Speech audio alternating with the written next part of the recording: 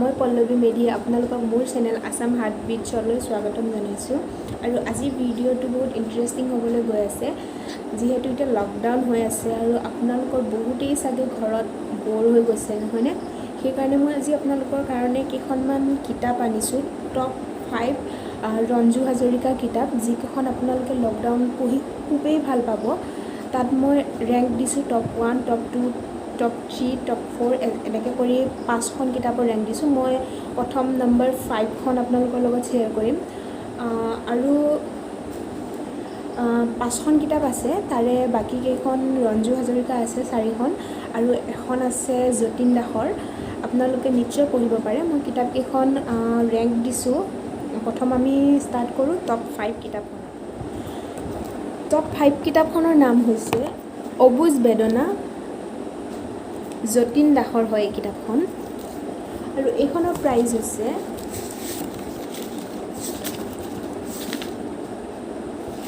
এইখনৰ প্ৰাইচ 80 টকা হয়। আপোনালোকে ধৰিব নোৱাৰিব চাগে, 80 টকাৰ হয় এইখনৰ প্ৰাইচ। বহুত ধুনীয়া কিতাপ হয় আৰু এইখন মোৰ ৰেংকত টপ 5ত আছে, যিহেতু মই ৰঞ্জু হাজৰিকাৰ কিতাপবিলাকেই বহুত ভাল পাওঁ।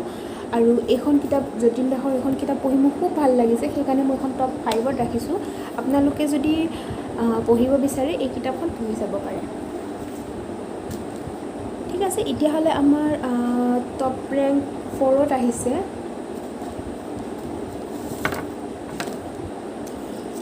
জননী মোৰ দুহিতা। এইখন ৰঞ্জু হাজৰিকাৰ কিতাপ হয়। ইয়াৰ প্ৰাইজ হয়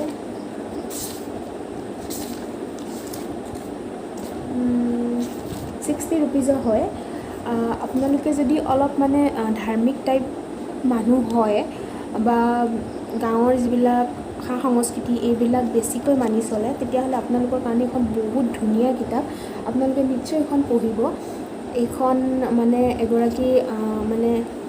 এগৰাকী মানুহৰ নিজৰ সন্তানৰ প্ৰতি মৰমটো, আৰু সেই মৰম কেনেকৈ ভগৱানে নিজে আঁকোৱালি লৈ আপোনালোকে কিতাপখন পঢ়ি গম পাব। এজন ভক্ত আৰু দুৰ্গা মাৰ এটা কাহিনী, বহুত ধুনীয়া কাহিনী, আপোনালোকে পঢ়িব পাৰে।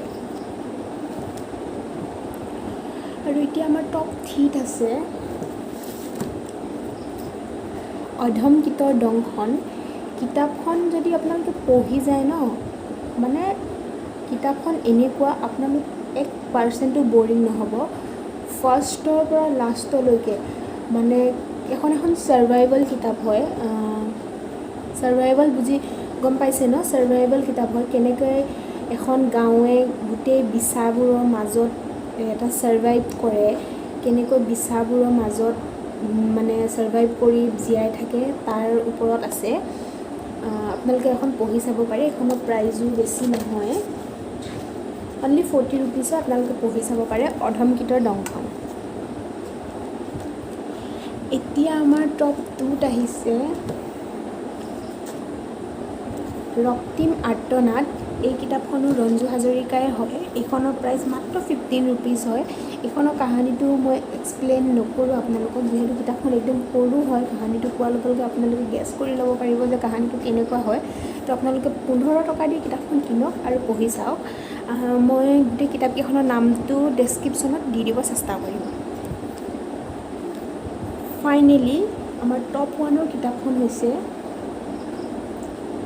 মোৰ ফেভৰেট, আৰু চাগে এটামান পঢ়াৰ পাছত আপোনালোকৰো ফেভৰেট হ'ব, নীলাজ নিশাৰ আস্ফালন।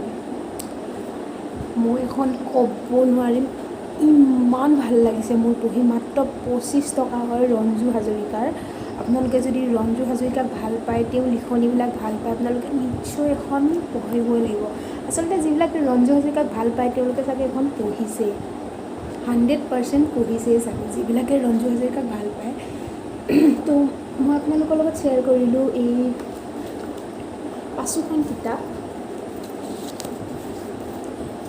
মই কোনো কিতাপক মই ৰেংক দিয়াৰ মোৰ কোনো অধিকাৰ নাই, কিন্তু মই মানে নিজে পঢ়ি কোনকেইখন ভাল পাইছোঁ, কোনকেইখন তাতকৈ অলপমান কম ভাল পাইছোঁ, সেইটো হিচাপে কৈছোঁ। এনেই গোটেই কিতাপবিলাকে বহুত ধুনীয়া পঢ়িবলৈ, তথাপি মই মানে যিখন বেছি ভাল পাইছোঁ, যিখন তাতকৈ অলপমান কম ভাল পাইছোঁ, সেই হিচাপে ৰেংক দিছোঁ।